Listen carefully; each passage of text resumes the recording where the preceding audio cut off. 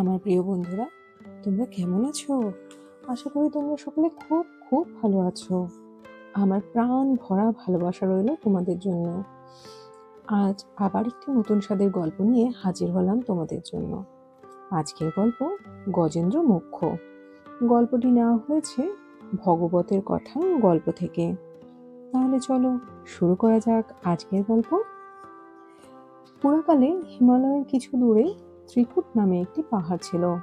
তার 3টি চূড়া, একটি সোনার, একটি রূপার আর একটি লোহার। ওই পাহাড়ের উপত্যকা ছিল এক মনোরম সরোবর, যেখানে দেবকন্যারা জলক্রীড়া করতেন।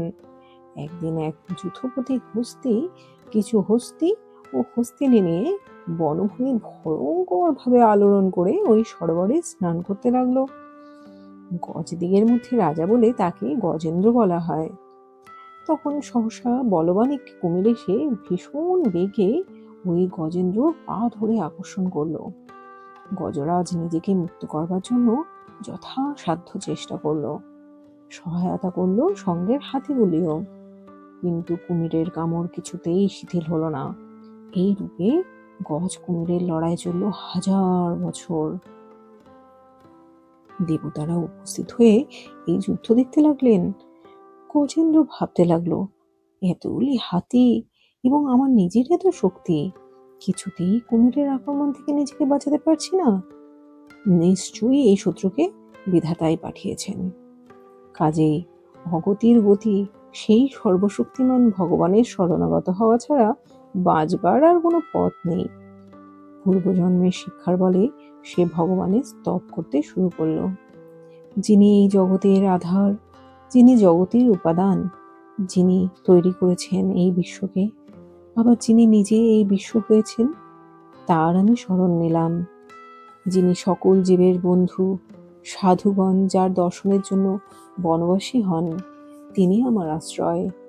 যার কর্ম সকল আশ্চর্যজনক বলে, যিনি অপরূপ হয়েও বহু রূপে বিরাজ করেন, সেই পরমেশ্বর ব্রহ্মকে প্রণাম করি।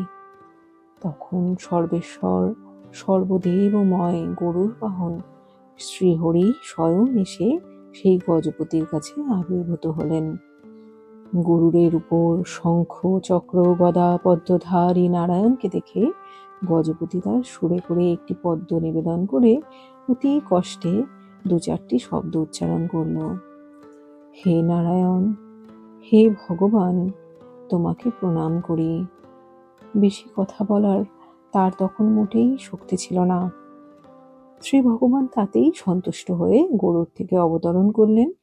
জলে নেমে তিনি সুদর্শন চক্র দিয়ে কুমিরের মুখ চৌচির করে দিলেন।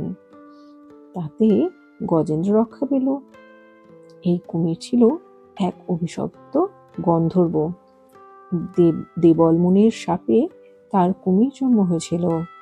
শ্রীহরির স্পর্শে তার অভিশাপ দূর হলো। গন্ধর্ব শ্রীহরিকে স্তব ও স্তুতি প্রণাম করে গন্ধর্বলোকে চলে গেল।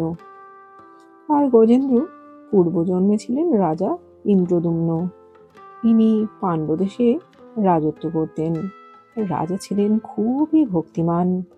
মলয় পর্বতের এক আশ্রমে মৌনী হয়ে তিনি তপস্যা করছিলেন।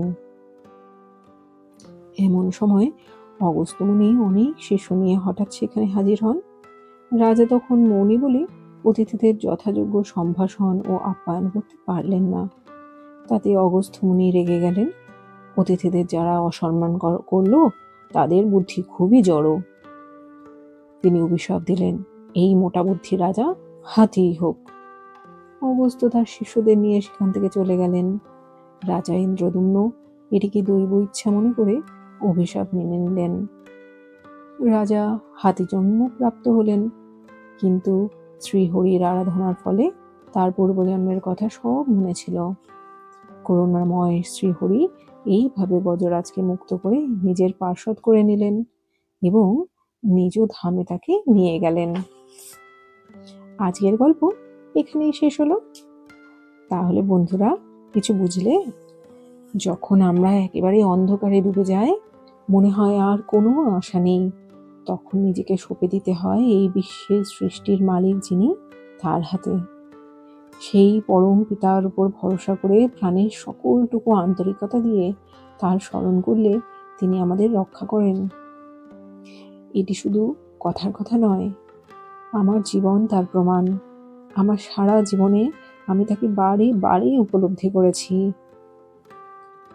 যাদের আমি একান্ত নিজের বলে মনে করেছি, যাদের আমার দরকারে কাছে পেতে চেয়েছি, তাদের সাড়া যখন পাইনি, মন প্রাণ দিয়ে আমার পিতার, সকলের পিতা, সেই পরম ব্রহ্মের স্মরণ করেছি। আর তাতেই ম্যাজিকের মতো আমার সকল পরিস্থিতি বদলে গেছে।